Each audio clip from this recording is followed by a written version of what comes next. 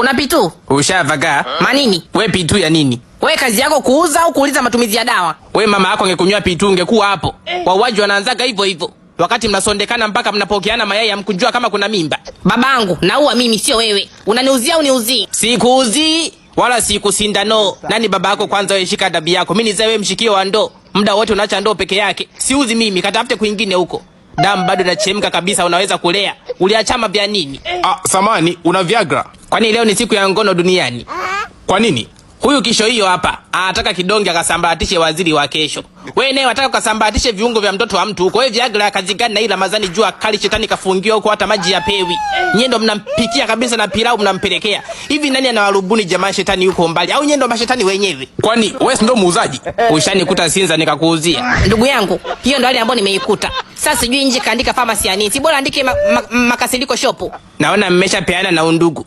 Hii ndo kauli yangu nzuri ya mwisho. Ondokeni. Hapa kuna shida. Hawa ndo wazee ukiwaacha dakika 2 ukuta kajiua kwa stress. Mzee, kuna shida gani? Hebu tuondoke, usije ukawa unaongea na msukule wa duka. Mathayo 7:7 inasema, ombeni nanyi mtapewa. Paulo na Sila waliomba milango ya gereza ikafunguka, na mimi acheni wafungulie milango ya gereza la aibu. Wewe, kwa hiyo mimi hapa ukiniacha dakika 2 najiua. Ushinde kujiua wewe baba Busita.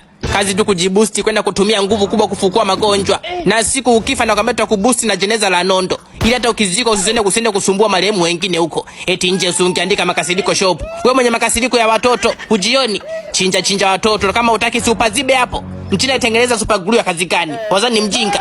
Uzuri wote hapa mmekutana ni mashine nzuri tu za kufulia ngono. Mnaweza mkaongozana. Wewe hapo wa Viagra na wewe kachukue duka lingine huko. Nenda na mama watoto wako mpe nishakuozesha kiulimwengu wa mashetani.